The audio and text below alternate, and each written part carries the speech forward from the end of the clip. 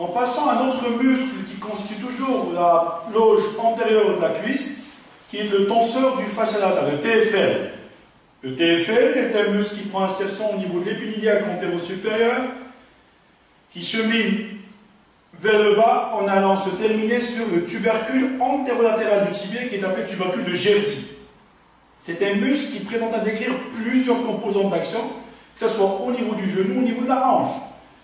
Au niveau de la hanche, il est fléchisseur, abducteur et rotateur médial. Au niveau du genou, il a une composante d'extension du genou avec une composante de rotation latérale si bien sûr le genou est fléchi. Donc, sa mise en tension passive, son étirement passif peut se faire selon deux variantes conventionnelles. Et je commencerai par la première variante qui se pratique sur un patient en décubitus latéral. Donc, le patient sera installé en décubitus latéral. Kinésithérapeute positionné derrière son patient à hauteur de la région pelvienne. Le membre inférieur opposé sera fléchi au niveau du genou et qui va servir de pivot d'appui.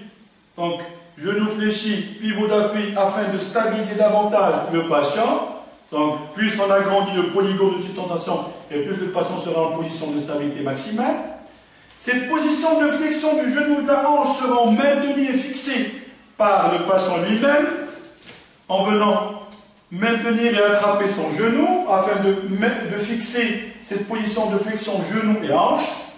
Non seulement le membre inférieur opposé ou le membre inférieur en contact avec le plan de travail sera fléchi pour augmenter cette stabilité, mais dans un but encore plus important, qui est la rétroversion du bassin, bien sûr, pour pouvoir éloigner au maximum les insertions du TFL. Je vous rappelle que le TFL a une composante de flexion de hanche. Toute rétraction de ce dernier, vu son insertion au niveau de l'épiniliaque antérieur-supérieur, ne peut que ramener davantage le bassin vers l'avant et donc provoquer l'antéversion qui sera à l'origine d'une hyperlordose. Donc, devant toute rétraction et hypoextensibilité, pour pouvoir le mettre en tension au maximum, il va falloir fléchir dans un but de rétroverser le bassin et par conséquent éloigner les insertions pelviennes, les insertions au niveau de l'os iliaque, et bien précisément au niveau de l'épiniliaque antérieur-supérieur, les éloigner de l'insertion ou l'insertion terminale qui est le tubercule de Gerty. Donc fléchir, je me place derrière, je vais saisir le membre inférieur sur lequel je vais pratiquer ma manœuvre de mise en tension. Étant placé derrière le patient, je peux me servir de ma région pelvienne, de mon bassin, de ma région abdominale. Tout dépend de la taille du thérapeute. Ça me permet de bloquer, de stabiliser davantage le patient via son bassin. Cette fois-ci, je vais fléchir le genou pour mettre en application ma technique de mise en tension. Pourquoi? Parce que sur le plan anatomique, le TFL, vu sa terminaison au niveau du tubercule de Gerty, il a une composante d'extension du genou. Donc sa mise en tension nécessite une flexion du genou. On ne cherche pas à fléchir le genou à 130 ou 140 degrés, c'est-à-dire on ne cherche pas une flexion maximale du genou, parce que ça va solliciter et mettre en tension beaucoup plus le muscle quadriceps, et bien précisément son chef polyarticulaire qui est droit fémoral. Donc la flexion peut ne pas dépasser un secteur 80-90 degrés. Étant toujours derrière mon patient, je stabilise avec mon bassin ma région fémorale, ma région pelvienne, et je réalise ma technique en ramenant la hanche du patient dans le secteur d'extension, à savoir qu'il est fléchisseur ce TFL. Donc j'ai lui ma première composante qui est l'extension de hanche, bien sûr, sur un genou fléchi. Je rajoute ma deuxième composante qui est l'adduction, à savoir qu'il est abducteur. Donc ça va être encore plus facile pour le thérapeute d'abducter le membre, vu qu'il se trouve en dehors du plan de travail et dans le sens de la pesanteur. Donc il suffit de lâcher prise et le membre inférieur va passer dans le vide. Donc il y a la pesanteur qui aide. Et bien sûr, je rajoute une troisième composante pour être encore plus efficace en mise en tension, qui est la rotation latéral de hanche, à savoir qu'il est rotateur médial, le TFL. Donc, je récapitule, je rajoute et j'induis mes trois composantes.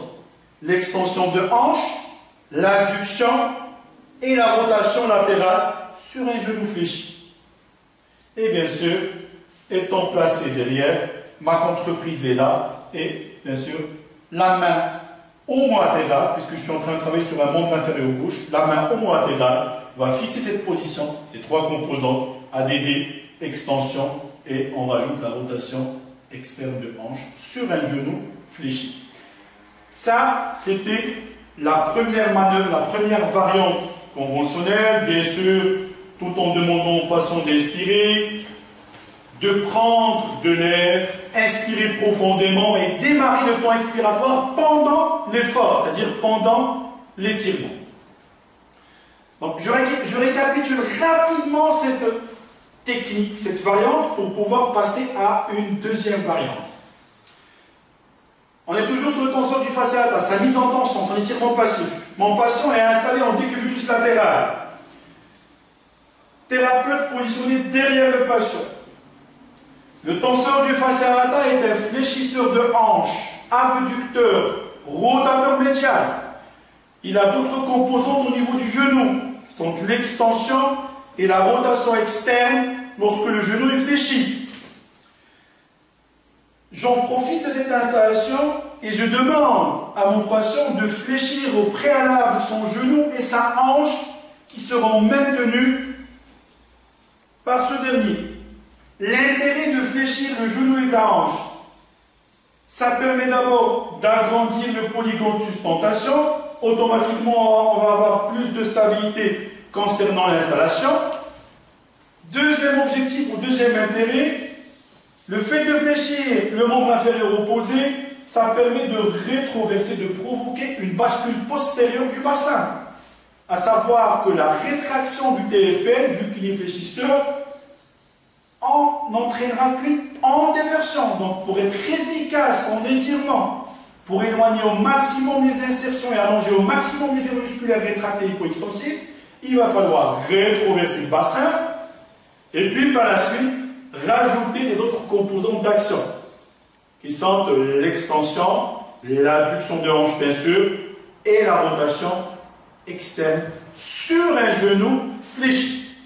Donc, la contreprise au niveau du bassin, qui peut se faire par le biais du patient, même par le biais du bassin du patient, ma prise sur un genou fléchi, à savoir qu'il est extenseur de TFL, donc je fléchis le genou pour mettre en tension maximale. Je ramène la hanche en extension vu qu'il est fléchisseur. Je rajoute la composante d'adduction puisqu'il est abducteur, donc je combine l'extension à l'adduction avec une rotation externe de hanche. Et bien sûr, ma contreprise, il faut étirer progressivement. Il ne faut pas forcer sur la manœuvre tout en respectant le seuil de douleur de chaque individu.